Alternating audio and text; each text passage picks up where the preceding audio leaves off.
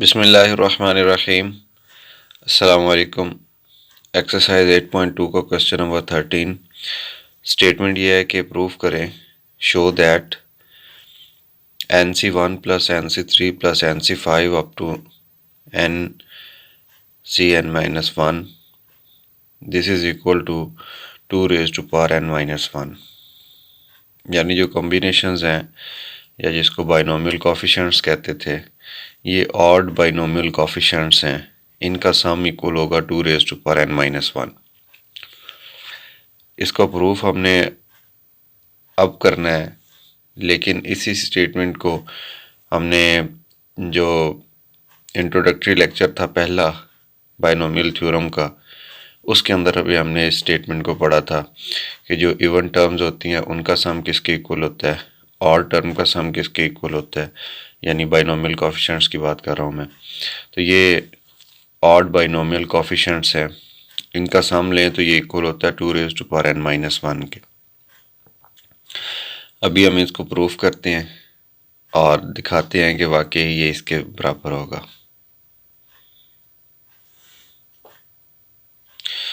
जी, question number 14 की statement ये है कि show that NC0 plus half of NC1 plus 1/3 of NC2 plus 1/4 of NC3 up to 1 over 1 n plus 1 NCn this is equal to 2 raise to power n plus 1 minus 1 over n plus 1। यानी हमने ये वाली चीज़ भी proof करनी है जैसा कि हमने क्वेश्चन नंबर 13 के अंदर किया।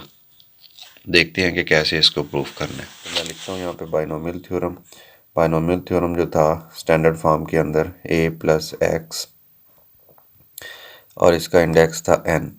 जब हम इसको ओपन करते हैं तो ये बनता है NC0, उसके बाद पहली टर्म n माइनस r यानी ज़ीरो, फिर उसके बाद होता है x raise to power r which is zero. Similarly NC1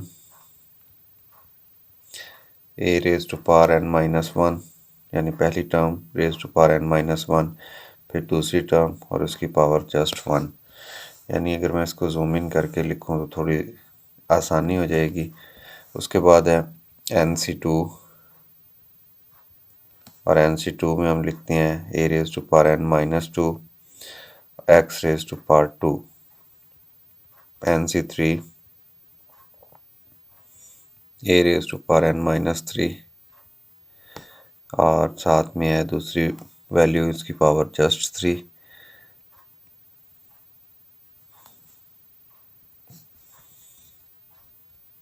और इसके बाद आ गया NC4 raise to power n minus 4 then x raised to power just 4 plus NC5 and up to NCn minus 1 first term raise to power n minus n minus 1, तो ये बन जाएगा just 1 और x रेज टू पावर बन जाएगा n minus 1। और last term जो इसकी होती है बाइनोमियल थ्योरम की, वो होती है NCn first term n minus n this is zero, और बाद वाली जो दूसरी टर्म होती है वो बनेगी x raise to power n। तो ये था बाइनोमियल थ्योरम अपने स्टैंडर्ड फॉर्म के अंदर, ये हमने यूज़ कर लिया। अब बाइनोमियल थ्योरम के अंदर हमने दो तब्दीलियां करनी है तो दो इक्वेशंस मिल जाएंगी। अगर मैं बाइनोमियल थ्योरम को इक्वेशन नंबर 1 का नाम दे दूं तो थोड़ी और आसानी हो जाएगी हमें इसको सॉल्व करते हुए। तो मैं इसको कह रहा हूँ इक्वेशन नंबर 1। अब हम क्या करते हैं, इक्वेशन नंबर 1 जो कि बाइनोमियल थ्योरम है, इसके अंदर हम x को रिप्लेस कर देते हैं 1 के साथ और ये बन जाएगा a की जगह भी 1 रख देते हैं और x की जगह भी 1 रख देते हैं, और फिर देखते हैं कि इसकी जो सिचुएशन है या इसकी हैयत है वो थोड़ी किस तरह से बन जाएगी। तो मैं यहाँ पे लिख रहा हूँ पुट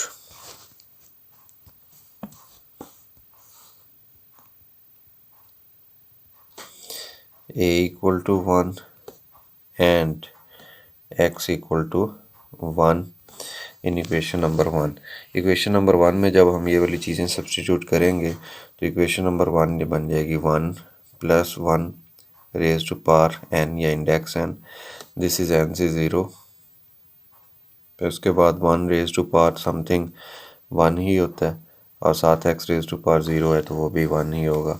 तो इसको लिखने की ज़रूरत नहीं है बिकॉज मल्टीप्लिकेशन 1 से जब भी होती है तो वही नंबर एज इट इज़ आ जाता है। फिर उसके बाद है NC1, ए की जगह आएगा 1 रेज टू पावर n-1। 1 की पावर जितनी मर्जी आ जाए वो 1 ही होता है और साथ है x रेज टू पावर 1। इन दोनों की जगह पे जब 1 आएगा 1 और ये 1 आएगा तो ये 1 ही हो जाएगा, लिहाजा NC1 हम लिख देते हैं। फिर उसके बाद है जनाब NC2, नेक्स्ट टर्म है NC2। अब NC2 में अगर गौर करें हम तो यहाँ पे a raise to power n-2 है तो a 1 है, 1 की पावर n-2 हो, 1 की पावर स्क्वायर हो, जो मर्ज़ी हो तो 1 ही रहता है, लिहाजा NC2 ही रहेगा। उसके बाद है जी NC3, हम लिखेंगे NC3 और साथ में है a raise to power n-3 और x रेज टू पावर 3। सो इन दोनों की वैल्यू 1 आ जाएगी, NC3 से मल्टीप्लाई होगा तो NC3 एज इट इज़ आ जाएगा। और उसके बाद है जी NC4, NC4 के साथ है 1 रेज टू पावर n-4। 1 की पावर जितनी मर्जी आ जाए 1 ही होता है, फिर 1 रेज टू पावर 4 तो ये 1 ही रहेगा, इस पे फ़र्क नहीं होगा, लिहाजा NC4 अकेला लिखा जाएगा बिकॉज 1 से मल्टीप्लाई हो रहा है। सिमिलरली ये वैल्यूज़ तमाम चलती जाएंगी और हमारी जो ये टर्म है n इंटू n-1 ये वाली आ जाएगी और इसके साथ 1 1 मल्टीप्लाई होगा, लिहाजा ये अकेली लिखी जाएगी। और आखिरी जो टर्म है NCn वो अब लास्ट में आएगी NCn। अब 1 रेज टू पावर 0 हो फिर भी 1 होगा और अगर a रेज टू पावर 0 हो फिर भी 1 होगा और साथ है x raise to power n, x की वैल्यू 1 है, लिहाजा 1 raise to power n is 1। तो लास्ट में ये आंसर आ गया। इस इक्वेशन को अगर हम देखें तो इसकी जो लेफ़्ट साइड बन रही है उसमें है 1 + 1, this is 2 raise to power n और जो राइट साइड बन रही है वो बन रही है NC0 plus NC1 plus NC2 plus NC3, यानी ये तमाम बाइनोमियल कोफिशिएंट्स का सम आ रहा है जो 2 रेज टू पावर n की इक्वल पढ़ा था हमने उधर लेक्चर नंबर 1 के अंदर। एग्जैक्टली वही चीज़ है, इसमें कोई फ़र्क नहीं है, बट हम यहाँ पे प्रूफ कर रहे हैं और वहाँ पे जस्ट स्टेटमेंट पड़ी थी। NCn तक हम इसको लिख देंगे। इसको मैं इक्वेशन नंबर 2 बोल देता हूँ अपनी आसानी के लिए, ताकि जहाँ भी हम यूज़ करें हमें पता हो कि इक्वेशन नंबर 2 कौन सी है। अब इक्वेशन नंबर 2 आ गई है। अब इक्वेशन 1 के अंदर अगेन थोड़ी सी तब्दीली हम करते हैं। हम क्या करेंगे, वहाँ पे वैल्यू पुट करते हैं, put a is equal to 1 and x equal to -1, ऐसे। हम -1 पुट करेंगे x की जगह पे और a की जगह पे +1 पुट करेंगे तो देखते हैं कि इस बाइनोमियल थ्योरम के अंदर कौन सी तब्दीली होगी। मैं जूम इन करता हूँ और ऊपर वैल्यूज़ लिखी हुई हैं, इन्हीं को देखते हुए हम यहाँ पे फिलअप कर देते हैं। तो ये पहली जो सबसे वैल्यू होगी वो है a की जगह आ जाएगा 1 और x की जगह आ जाएगा -1 रेज टू पावर n। इधर देखेंगे तो ये है NC0, ठीक है। NC0 के बाद है ये वाला a की जगह आएगा 1 तो ये 1 रेज टू पावर जितनी मर्जी हो, दिस इज़ 1। फिर उसके साथ है x रेज टू पावर 0, ये तो पहले ही हमें पता है कि 1 होता है, ठीक है, जितने की पावर मर्जी 0 आ जाए, ओके। साथ में है NC1 एज इट इज़ और NC1 के बाद है a raise to power n-1। a की जगह 1 आएगा तो 1 रेज टू पावर जितनी मर्जी हो वो 1 ही होती है, एक्स रेज टू पावर 1। अब यहाँ पे हमने ख्याल करना है एक्स की वैल्यू है -1, जबकि पिछले केस में एक्स की पावर 0 आ गई थी, तो -1 की पावर 0 होने की वजह से वो 1 बन गया था।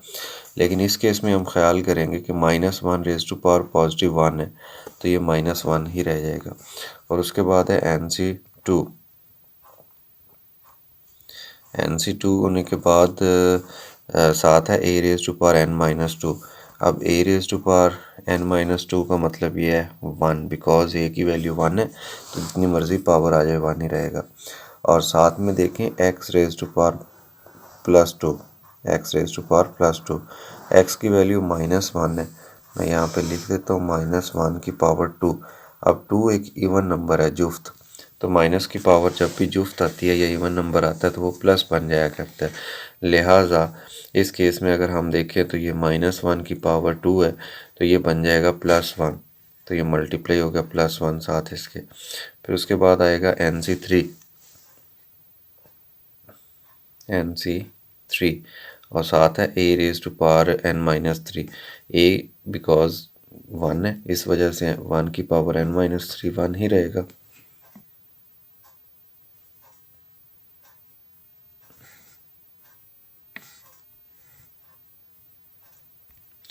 बट इसके साथ जो है x raise to power 3, x की पावर, x क्योंकि -1 है, तो -1 की पावर 3 है, जो कि ताक नंबर है या ऑड है, इसकी वजह से ये -1 ही रहेगा। साथ NC4 है। इसी तरह ये सारी वैल्यूज़ चलती जाएंगी और ये जो ऑड नंबर्स होंगे उनमें माइनस अपेयर हो जाएगा, जिनका ऑड, ये जिसको हम ऑड कोफिशिएंट बोलते थे, जिसमें ऑड नंबर होगा कम्बिनेशन में फार्मूले में, उधर माइनस आ जाएगा, जो इवन होगा वहाँ पे प्लस आ जाएगा, बस ये फ़र्क है। ये चलते गए।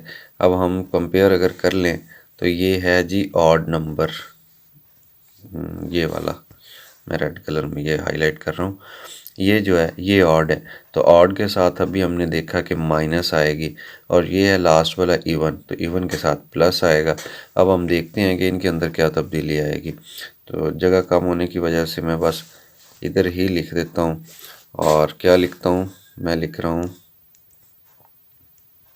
n-1 because this is odd, so 1 into -1 आएगा। बस यही बात काबिल गौर थी और इम्पॉर्टेंट थी, इसलिए मैंने ये लिख दी।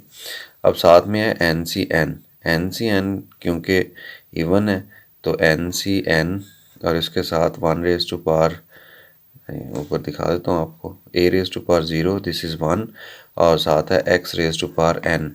अब n अगर इवन होगा तो -1, इवन होगा तो +1, और अगर ऑड होगा तो -1। तो हम स्पेसिफिकली एक केस इवन का डिस्कस कर लेते हैं कि n इवन है, स्पेसिफिकली n की बात हो रही है, इंडेक्स इवन है, ठीक है, जो टर्म्स हैं या कोफिशिएंट्स हैं वो इवन नहीं है। लिहाजा ये हमने अब जो स्टेप लिखा था, इसको मज़ीद सिंप्लीफाई अगर मैं करूँ तो इसमें पहली जो वैल्यू है ये 1 - 1 रेज टू पावर n, 1 - 1 तो ये 0 बन जाएगी, 0 रेज टू पावर n ये 0 ही रहेगी। लिहाजा हमें पता चला कि 0 this is equal to NC1। अब इसमें भी मखसूस मैं बता देता हूँ, जो ऑड टर्म्स होंगी उनके साथ माइनस आ जाएगा कॉमन, और जो इवन है जैसा कि NC0 है,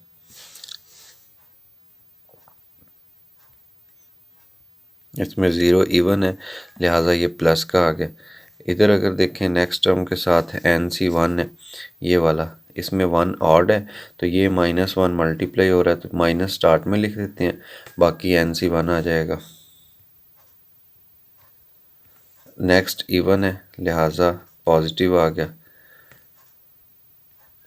उसके बाद ऑड है, नेगेटिव आ गया, फिर पॉजिटिव है NC4, तो ये पॉजिटिव आ गया, फिर नेगेटिव आएगा, एंड सो ऑन, यही पैटर्न चलता जाएगा। और कहाँ तक जाएगा ये, अप टू, अगर हम बात करें माइनस ऑड टर्म की, तो ये माइनस रहेगा, -n-1, और साथ में फिर आ जाएगा प्लस आखिरी टर्म जो पॉजिटिव। है, ये आ गया। अब इसको हम इक्वेशन नंबर 3 बोल दें।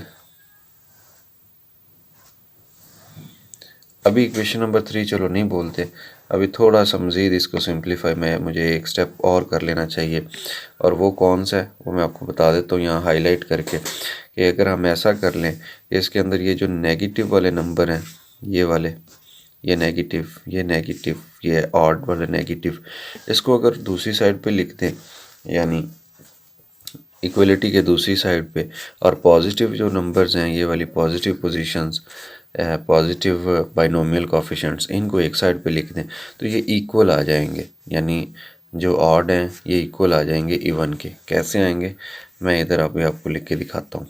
ये देखें, मैं इक्वलिटी का जो साइन है वो लिख देता हूँ सेंटर में, ये इधर लिख देता हूँ ये, और इधर मैं लिख देता हूँ NC 0 plus NC 2 plus NC 4 plus NC 6 and up to NCN। क्यों ऐसा क्यों किया है, क्योंकि ये ज़ीरो इवन है, जुफ्त है, जुफ्त है, जुफ्त है, इवन है, और ये इवन बाइनोमियल कोफिशिएंट्स थे जो कि इससे ऊपर वाली लाइन में ये इस जगह पे पॉजिटिव नंबर्स थे, तो इनको as it is positive sign के साथ लिख लिया।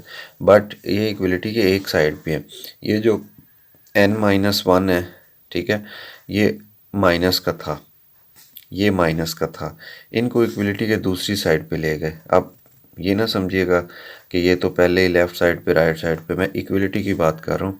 इक्वलिटी के लेफ़्ट पे वैल्यूज़ लिख लें, राइट पे वैल्यूज़ लिख लें, उससे फ़र्क नहीं पड़ता। लिहाजा हम इसको दूसरी साइड पे अगर लिखेंगे तो ये पॉजिटिव NC1 बन जाएगा, और ये साथ में पॉजिटिव NC3 बन जाएगा, पॉजिटिव NC5 बन जाएगा, पॉजिटिव NC7 बन जाएगा।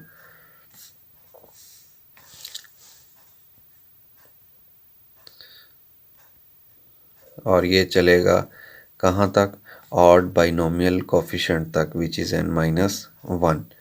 सो ये जो ब्लू कलर में आपको नज़र आ रही है, ये सबसे मोस्ट इम्पॉर्टेंट बात है कि जिसको हमने अभी यूज़ करना है अपने स्टेटमेंट के अंदर।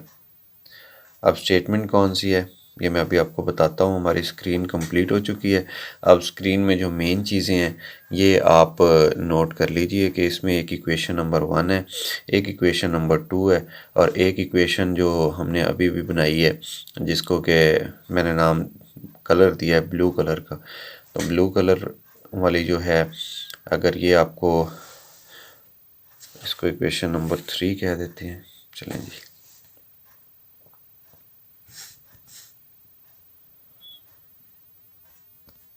अब मैं थोड़ा सा प्लान बता देता हूँ आपको हमने करना क्या।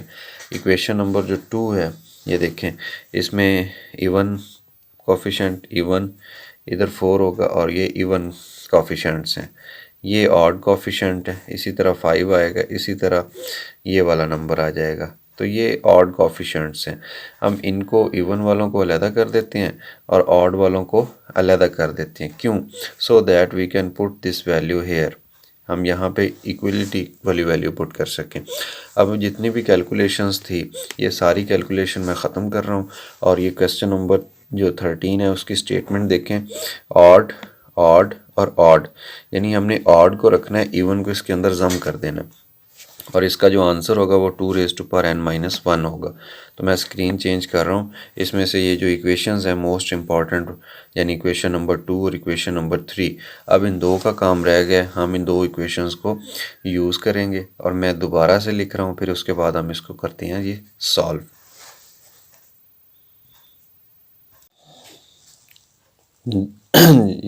ये जो दो मेन इक्वेशंस थी ये यहाँ पे लिख ली हैं। अब जो इक्वेशन नंबर 1 है इसमें थोड़ी सी अभी तब्दीली रहती है कि इसके एक साइड पे था 2⁻n, तो मैं यहाँ इक्वेशन नंबर 2 का ये जो साइन, ये जो लिखी है, इसको रेज़ करके एक दफ़ा मैं इक्वलिटी का साइन यूज़ करता हूँ, और ये 2⁻n। अब ये होगी इक्वेशन कंप्लीट, इक्वेशन नंबर 2। हमने प्रीवियस जो स्लाइड थी वहाँ से उठा के इक्वेशंस यहाँ लिख दी हैं। अब इन इक्वेशंस को हमने करना है जी सॉल्व। कैसे सॉल्व करना है, जैसा कि मैं अभी आपको बता रहा था पिछली स्लाइड पे कि अगर हम गौर करें तो इक्वेशन नंबर जो 2 है इसके अंदर ये इवन पोजीशंस पे कुछ नंबर हैं, ठीक है।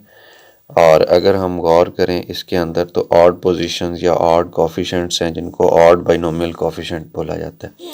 अब मैं इनको थोड़ा सा सेपरेट करके लिख देता हूँ। सम हो रहा है तो सम में हम पोजीशन आगे पीछे लिख सकते हैं, लिहाजा जो इसमें ऑड है मैं उनको एक साइड पे लिख देता हूँ, जो इवन है उनको एक साइड पे लिख देता हूँ ताकि कोई अभाम ना रहे हमें। जूम इन करता हूँ, जूम इन करके मैं इसमें जो ऑड नंबर वाली टर्म्स हैं उनको मैं डिफरेंट कलर में लिखता हूँ, यानी मैं ब्लैक में लिख देता हूँ NC1 plus NC3 plus NC5 plus NC7 plus NC9। ये तमाम चलें 9 हम नहीं लिखते, इसकी जगह मैं लिख देता हूँ plus and so on up to n-1। ये जो ऑड बाइनोमियल कोफिशिएंट से ये इनको लिख दिया ब्लैक कलर में। अब मैं लिखता हूँ कलर चेंज करके, तो ये जो कलर मैं चेंज कर रहा हूँ ये तमाम होंगे even. NC0 plus NC2 NC4 NC6 and so on up to NCN। तो ये जी इवन बाइनोमियल कोफिशिएंट्स आ गए हैं। अब बिल्कुल चीज़ तो वही है, जस्ट हमने इसके जो एक नुमाया इसके अंदर रंग डाला है वो यही है कि हमें पता चल सके कि जो ब्लू कलर वाले हैं ये इवन बाइनोमियल कोफिशिएंट्स हैं और ये जो ऑड या ब्लैक कलर वाले हैं ये ऑड बाइनोमियल कोफिशिएंट्स हैं। अब ऐसा करने से हम होगा क्या, अगर हम गौर करें इक्वेशन नंबर 3 जो कि टॉप पे ब्लू कलर में लिखी हुई है, इसमें एक साइड पे इवन आ रहे थे बाइनोमियल कोफिशिएंट और एक साइड पे थे ऑड। अब हमने करना क्या है, हमने आंसर जो क्वेश्चन के अंदर स्टेटमेंट थी उसमें ऑड के बारे में पूछा हुआ था, तो ये जो ऑड वाले हैं हमने क्या करना है, इवन वालों की जगह पे हमने ये ऑड पुट कर देने हैं। क्यों? क्योंकि ये रहे इवन और ये रहे इवन। इक्वेशन नंबर 3 से इवन की जो वैल्यू है ये उठाएं और यहाँ पुट कर देते हैं। इनकी वैल्यू कौन सी है, ये वाली ऑड बाइनोमियल कोफिशिएंट्स, इनको उठा के हम यहाँ पुट करेंगे और फिर सॉल्व करते हैं। तो ये जो ऑड वाला जो पूछा गया था हमें ऑड टर्म्स का सम, तो वो आ जाएगा जो रिक्वायर था 2 रेज़ टू पावर n-1। अब देखें कैसे, मैं यहाँ पे लिख देता हूँ put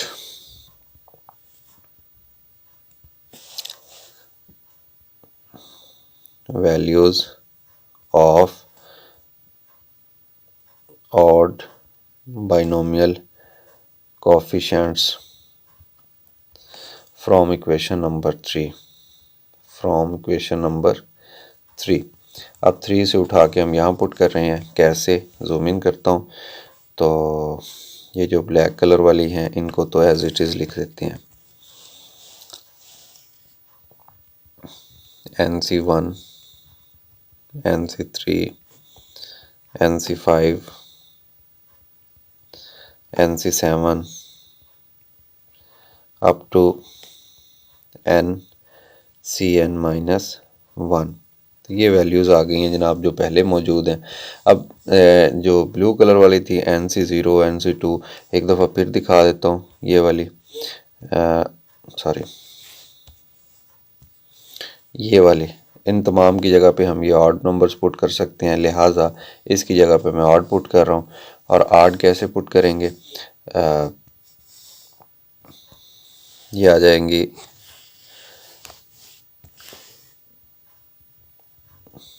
NC1 NC3, equation number 3 से हम उठा रहे हैं NC5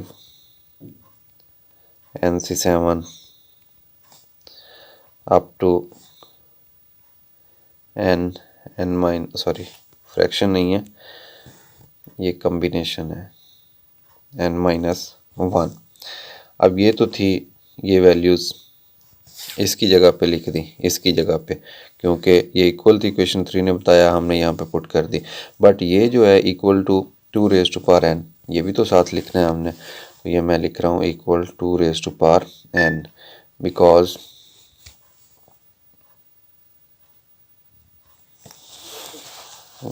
हमने क्वेश्चन नंबर 2 में वैल्यूज़ पुट की हैं, लिहाजा ये हमें पुट करना है इधर। अब देखें थोड़ा सा, अगर इसको मज़ीद हम ख्याल करें इसके ऊपर, तो इसमें है NC1 NC2 NC1, ये भी NC1 है, NC3 NC3 NC5 NC5 NC7 NC7 NC n-1 NC n-1, यानी तमाम चीज़ें दो दो दफ़ा आ रही हैं, तो हम इसमें से 2 कॉमन लिख देते हैं, 2 कॉमन लिख देते हैं, और बाकी जो वैल्यूज़ हैं वो लिख देता हूँ मैं NC1 plus NC3 plus NC5 plus NC7 plus and up to NC n-1। This is equal to 2 raise to power n। ये जो 2 लेफ़्ट साइड पे हमें नज़र आ रहा है, ये वाला, बिकॉज ऑफ मल्टीप्लिकेशन, अगर हम इसका इन्वर्स लें तो इस साइड पे ये मल्टीप्लिकेशन में अपेयर हो रहा है और इस साइड पे जाके ये डिवीजन में अपेयर होगा।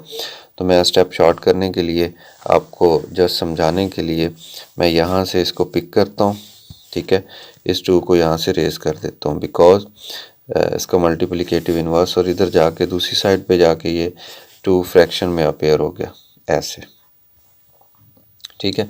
अब इसकी जो लेफ़्ट साइड है ये मैं एक दफ़ा नहीं लिखता, जस्ट राइट साइड में लिखता हूँ, और वो कैसे लिखूँगा, equal 2 raise to power n already मौजूद था। ये जो नीचे ब्लू कलर वाला 2 है, इसकी पावर जब हम लिखेंगे मल्टीप्लिकेशन में तो ये माइनस बन जाएगी, और इसको इकट्ठा करेंगे तो बेस सेम है, पावर्स ऐड हो जाएंगी, दिस इज़ n-1। तो जो हमने प्रूफ करना था, अगर हम उसमें गौर करें, देखें, तो बिल्कुल यही चीज़ प्रूफ करनी थी कि जो ऑड बाइनोमियल कोफिशिएंट्स हैं उनका जो सम है वो इक्वल होता है 2 रेज़ टू पावर n-1 के। तो ये लेफ़्ट साइड है, और लेफ़्ट साइड को यूज़ करते हुए हमने राइट साइड बना ली। अगेन मैं अगर रिवाइज़ करूँ सारा ये जो हमने प्रूफ किया है, सारे प्रूफ के अंदर था क्या, तो हमने सबसे पहले बाइनोमियल कोफिशिएंट्स, जो बाइनोमियल थ्योरम है उसको यूज़ किया, उसके अंदर से बाइनोमियल कोफिशिएंट्स फाइंड आउट किए। एक दफ़ा हमने x को 1 रखा, दूसरी दफ़ा x को -1 रखा, ए दोनों केसेस के अंदर 1 ही था। तो इक्वेशंस बना ली, उन इक्वेशंस को हमने तरतीब लगाया, तरतीब लगाने के बाद ये लास्ट में वैल्यू पुट की, और हमारे पास जो रिज़ल्ट था 2 रेज़ टू पावर n-1, जो कि ऑड टर्म का सम होता है बाइनोमियल कोफिशिएंट्स का, वो हमारे पास सामने मौजूद है। इसी के साथ ही हमारा जो क्वेश्चन नंबर 13 था इसका प्रूफ हो चुका है। बाकी रह गया लास्ट क्वेश्चन, क्वेश्चन नंबर 14, वो इंशाल्लाह हम नेक्स्ट लेक्चर के अंदर कवर करेंगे।